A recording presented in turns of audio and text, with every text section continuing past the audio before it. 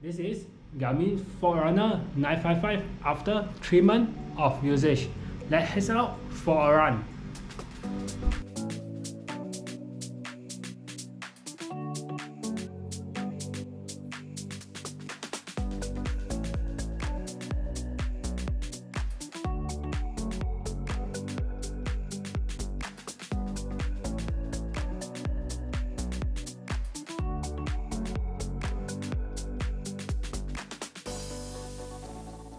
Hi guys, welcome to the channel. Today we're going to have a review on this watch, Garmin Forerunner 955 after 3 months of usage.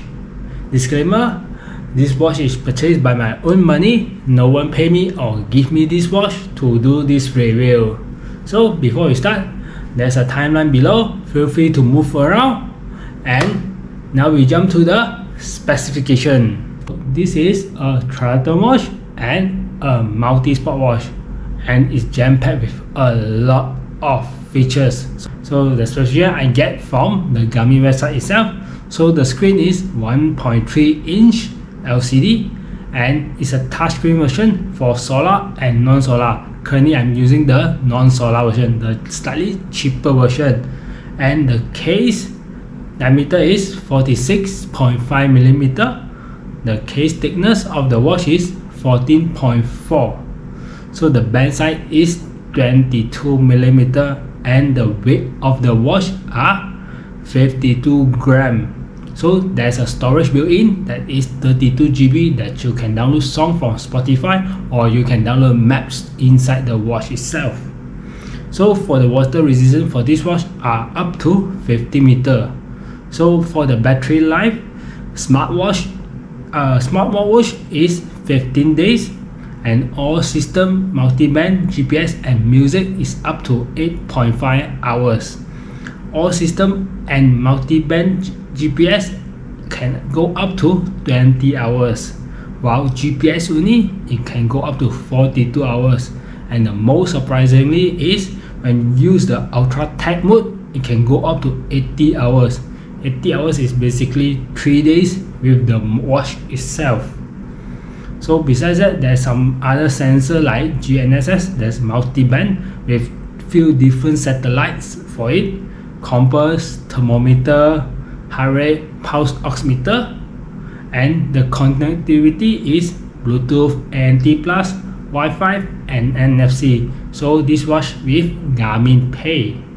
So for the price of this watch currently selling in Malaysia are 2,470 ringgit for the non-solar version. So those are some of the specifications that I read it out, and you can find it at the Garmin website itself. So now we go to the 10 things that make me brought this watch on the first place. The first thing is the multi-band GPS. What is that? So multi-band GPS is a signal that take more than few frequency from few other satellites. So that means you have much more correct accuracy, especially when you're living in the urban area, like there's a lot of high rise like in KL area. So the accuracy of the GPS are much more correct. So you can see this is when I'm using the 955 and I'm using 925, my old watch that I brought it like 5 years ago. So you can see the comparison of it. The second thing is the touchscreen. So you can see, you can scroll all around the pages of your watch, and it's default turn on for the watch mode and default turn off when in sport mode. You can turn it on, but sweaty hand with touchscreen are not going well together. The third thing is HRV status. What is that? Not the car one. HRV status is stand for heart rate variability. So that means it will monitor your sleeping, your training and your daily when you're wearing the watch. So it monitor for the first 3 weeks of your things, of your heart rate go up or down, and it come out with a status of it. So if you're having a one night bad sleep, it won't ruin your HRV. But if you like party or having 3 bad nights, then it might drop your HRV. So I did before, when I'm having some bad weekend, my HRV dropped to the red zone at all. So this is the HRV status. The fourth thing are training readiness. Training readiness is going to have a status that compared to your sleep, your HRV, your performance, and how tired you are. So it come out with a score, how much training readiness. So as you can see now, this is before my run, so you can see my training readiness at this score. And after my run, you can see my training readiness drop nearly to 1. So you can see the training readiness when you go out for a run, it will drop down.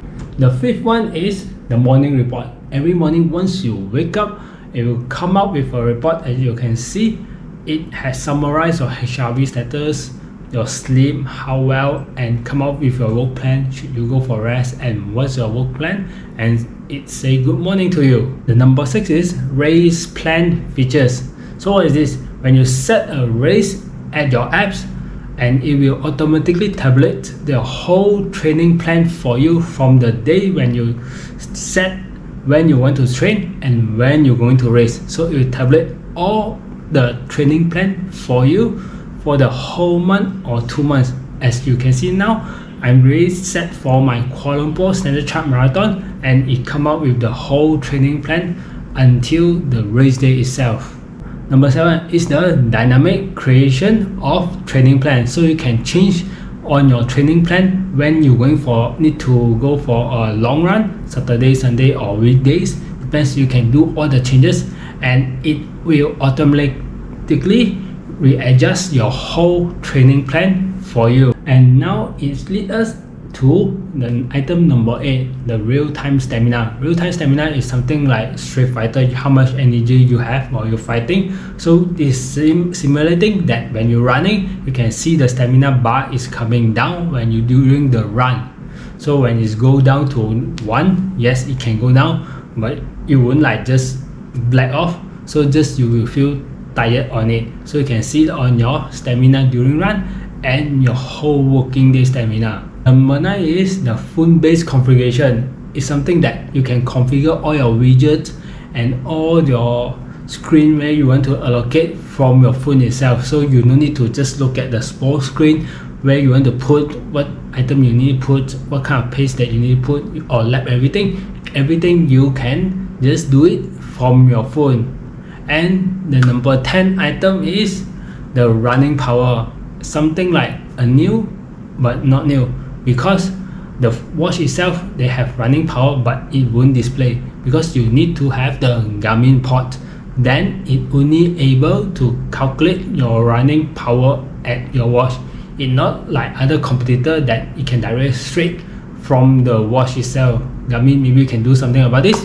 So what I like about this Forerunner 955, first is the HRV status, the second is the training readiness, and the third one is the plan that they create for you. The training plan, when you set your race day, it will create the whole training plan. Because some of my training plan are just off here and there, it will create the whole training plan as a guidance for the race itself. So it's a very good features that I really like about this Garmin 955.